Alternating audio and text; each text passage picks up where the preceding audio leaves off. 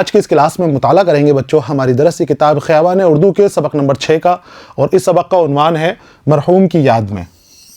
ये एक इंशाइया है बच्चों, और इस इंशाइया को पतरस बुखारी ने लिखा है, जो उर्दू अदब की बहुत बड़ी शख्सियत है, बहुत बड़ा नाम है पतरस बुखारी का। बहुत कम मजमून आपने लिखे हैं, लेकिन जो भी लिखा है बहुत असरदार लिखा है, बहुत दमदार लिखा है, और बहुत कम लिखे जाने के बाद भी आपकी मकबूलियत किसी भी मानों के अंदर कम नहीं है। इस सबक के अंदर पतरस बुखारी ने मरहूम की याद में एक साइकिल की कहानी पेश की है, एक रुदात पेश की है एक साइकिल की, जो इन्हें इनके दोस्त ने दी थी। अब वो किस तरह की साइकिल दी थी, किस तरह से वो चलती है, किस तरह से उस साइकिल के साथ इनकी ज़िंदगी गुजरती है, ये हम सबक के अंदर मुताला करेंगे। इस सबक को मैंने 6 हिस्सों में तकसीम किया है। पहले हिस्से में हम इंशाइया के हवाले से मालूमात हासिल कर चुके हैं। इंशाइया क्या होता है, किस तरह से लिखा जाता है, इंशाइया की तारीख़ क्या है उर्दू अदब के हवाले से, तो इन हवालाजात से हम मालूमात हासिल कर चुके हैं। यहाँ मैं सबक के दूसरे हिस्से के साथ आपके सामने हाजिर हूँ। इस हिस्से में हम पतरस बुखारी के हवाले से मालूमात हासिल करेंगे। पतरस बुखारी की तर्ज तहरीर, खुसूसियात कलाम और ज़िंदगानी के हवाले से हम मुख्तसर मालूमात हासिल करेंगे, और उसके बाद सबक के अगले हिस्सों के अंदर हम मरहूम की याद में इंशाइया का मुताला करेंगे, और आखिरी हिस्से के अंदर हम सबक से मुतालिक दरसी किताब में दिए गए सवालों के जवाबात हासिल करेंगे। यानी वो हिस्सा सवाल जवाब के ऊपर मुनहसिर होगा। तो हम शुरू करते हैं सबक का दूसरा हिस्सा, और इस हिस्से का उन्वान है पतरस बुखारी का तारुफ। अहमद शाह बुखारी, सैयद अहमद शाह बुखारी आपका नाम है, और पतरस बुखारी के कलमी नाम से आप जाने जाते थे। बच्चों, ईवान अदब के आप पतरस बुखारी हैं, तालीम के मैदान के प्रोफेसर बुखारी हैं, और मैदान नशरियात के आप बड़े बुखारी हैं।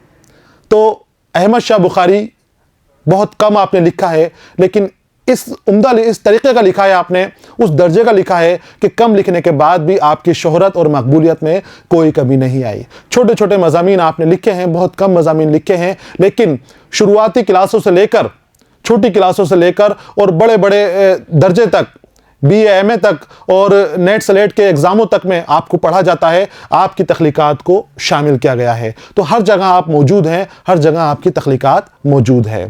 तो इनके हवाले से हम मालूमात हासिल करेंगे, ज़िंदगी के हवाले से भी और खुसूसियात कलाम के हवाले से भी मुख्तसर मालूमात यहाँ पर दी गई है, जिनका आप मुताला करेंगे।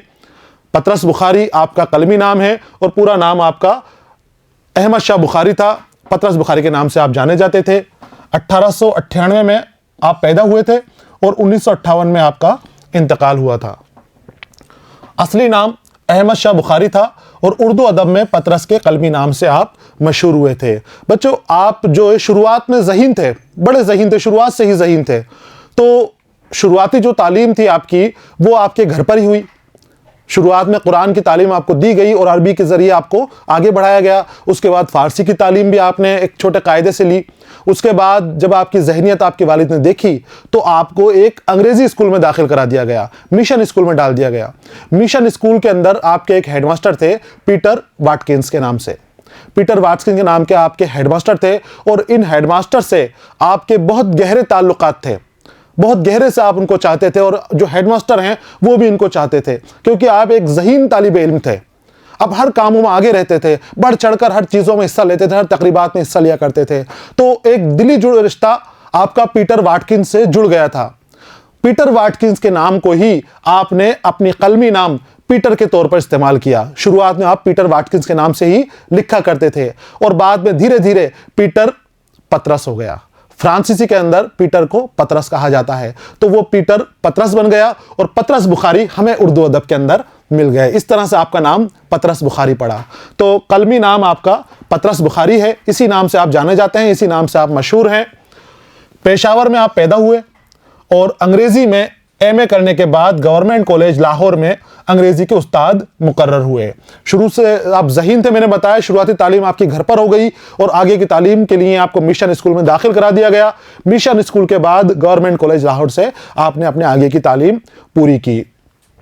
पेशावर में आप पैदा हुए थे। 1898 में आपको सन लिख लेना है पैदाइश का, 1 अक्टूबर 1898, और 1958 में न्यूयॉर्क अमेरिका में आपका इंतकाल हुआ था। तो इंतकाल की और पैदाइश की आपको जगह और सन याद रखना है बुखारी साहब के, क्योंकि ये बहुत अहम शख्सियत है और ज़्यादातर इनके बारे में पूछा जाता है।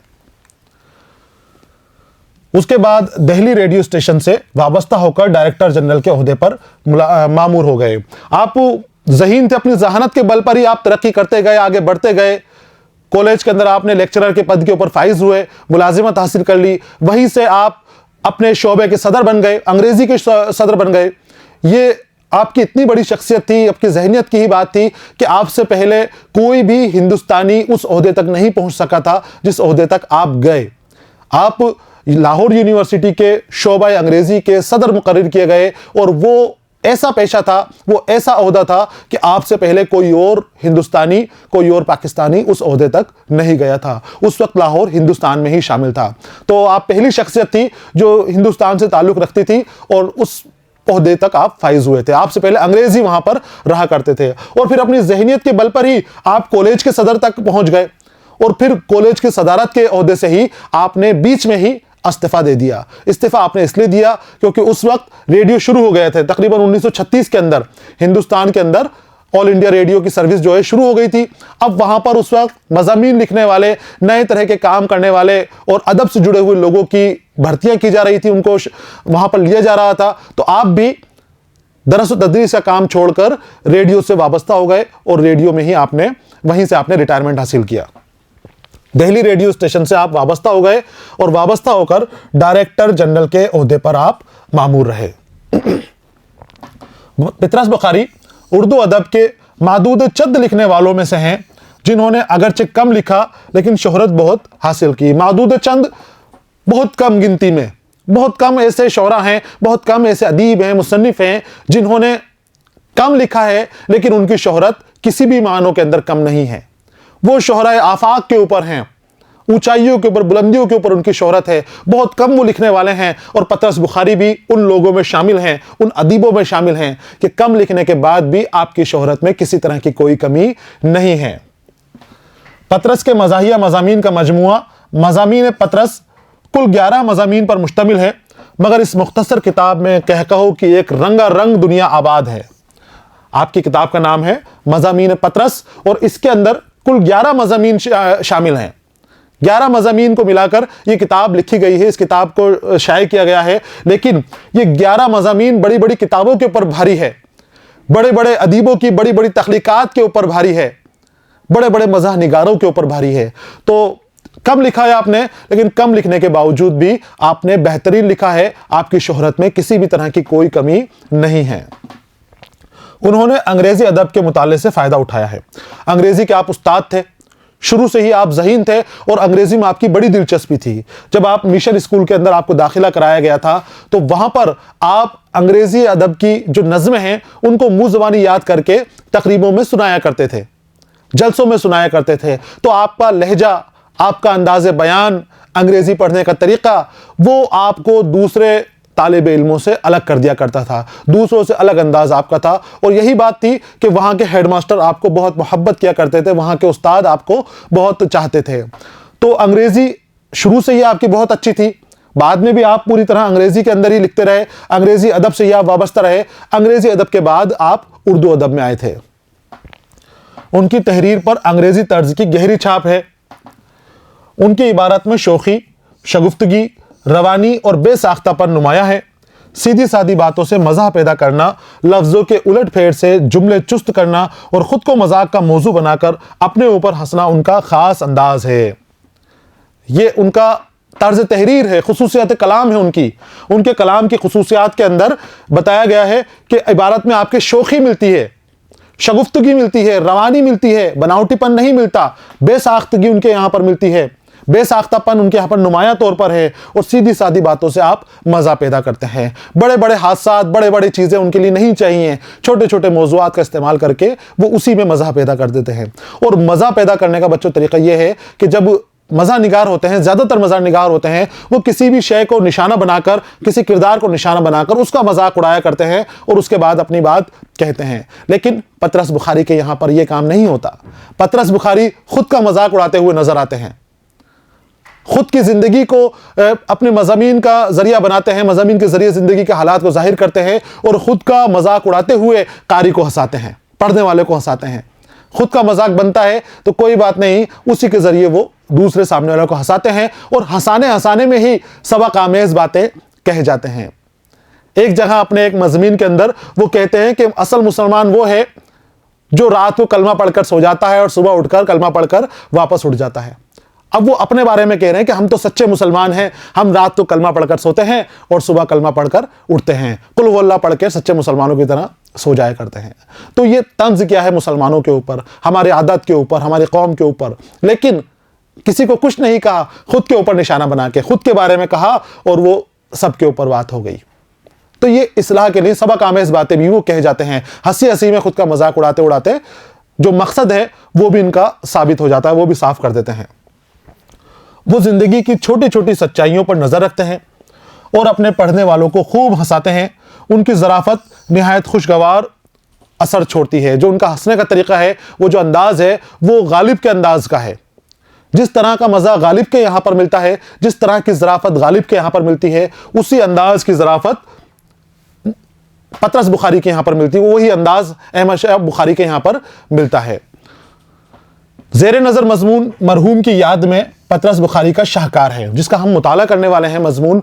ये पतरस बुखारी का शाहकार मज़मून है और बहुत ज़्यादा पढ़े जाने वाले मज़ामीन में ये शामिल है। बहुत ज़्यादा दुनिया भर में पढ़ा जाता है। हर तरह की दुनिया की जितनी भी ज़ुबानें हैं, तकरीबन हर ज़ुबान के अंदर इसका तर्जुमा हो चुका है और तर्जुमे भी इसके बहुत मकबूल हैं। मज़मून का नाम है मरहूम की याद में, जिसका हम मुताला करने वाले हैं। और इसमें उन्होंने अपने एक दोस्त की पुरानी साइकिल का नक्शा खींचा है। इस पुरानी साइकिल पर सवार होकर अपने सफर करने की रुदाद इतने दिलचस्प पैराए में बयान की है कि उसे बार बार पढ़ने को जी चाहता है। आपके पास कोई सवारी नहीं है, इस मज़मीन में जो बताया है, इस मज़मून में बताया गया है कि कोई सवारी आपके पास नहीं है, पैदल ही सफर करते हैं, पैदल ही हर काम करते हैं और आसपास से कोई गाड़ी जाती है तो उसको देखकर परेशान होते हैं। दिली ख्वाहिश है कि कोई गाड़ी मिल जाए, कोई सवारी मिल जाए कि जिसके जरिए हमारा सफर आसान हो जाए। लेकिन वो गाड़ी, वो सवारी इनको नहीं मिल पाती क्योंकि रुपयों की कमी है। पैसा कहाँ से लाएं गाड़ी खरीदने के लिए, मोटर कार खरीदने के लिए। उसी वक्त इनके एक दोस्त जो मिर्ज़ा नाम से इसके मजमून में शामिल है, इनके ऊपर रहम करते हैं और कहते हैं कि मेरी एक साइकिल पड़ी हुई है, वो साइकिल आप ले लो। मिर्ज़ा वो साइकिल उनको देकर जाते हैं। मुसन्निफ मिर्ज़ा का एहसान मानते हैं और मिर्ज़ा को कुछ रुपये भी उस साइकिल के बदले में दे देते हैं। 40 रुपये तकरीबन वो वहाँ पर उस साइकिल के लिए देते हैं। साइकिल आ जाती है इनके घर पे। साइकिल को देखते हैं तो बड़ी हैरत होती है उनको, क्योंकि वो साइकिल कहीं से भी साइकिल जैसी नहीं दिखती है। मिर्ज़ा रात को उनके घर पे साइकिल रख गए थे। सुबह जब मुसन्निफ उठते हैं, देखते हैं सामने, तो वो कहते हैं कि मशीन क्या रखी हुई है। अजीब व गरीब मशीन की तरफ उनका ध्यान गया। बड़े दिलचस्प अंदाज में आपने अपनी बातों को कहा है। इसमें इंशाइया में बच्चों ये खास बात होती है कि लिखने वाले की तर्ज तहरीर और उसके कलाम का अंदाज इंशाइया को दिलचस्प बनाता है। आपने भी इसको अपने कलाम के अंदाज से, तर्ज तहरीर से, अपनी सोचो फिक्र से बहुत दिलचस्प बनाया है। तो वो सामने इनको जब मशीन रखी हुई दिखाई देती है तो हैरत में पड़ जाते हैं, पूछते हैं ये कौन सी मशीन है। तो पता चलता है कि ये मशीन नहीं, ये वही साइकिल है जो मिर्ज़ा देकर गए हैं। परेशान हो जाते हैं, लेकिन अब चूंकि साइकिल आ गई है, उसके ऊपर सफ़र करना है। लेकिन वो सफ़र इनका अंग्रेजी का सफर हो जाता है। बड़ी परेशानी होती है और आखिर में परेशान होकर उस साइकिल को वो दरिया में डालकर आ जाते हैं।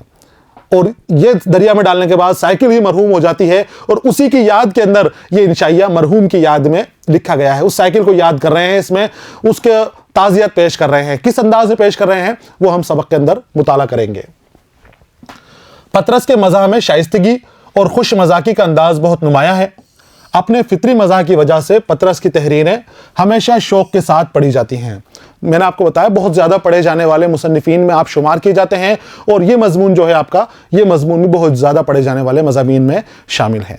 तो यहाँ पर पतरस बुखारी की ज़िंदगानी के हवाले से जो मालूमात दे रखी थी वो मुकम्मल हो गई है। मुख्तसर मालूमात यहाँ पर दी गई है, मुख्तसर अंदाज में ही हमने पढ़ी है, इख्तिसार के साथ ही पढ़ी है, जो मुकम्मल हो गई है।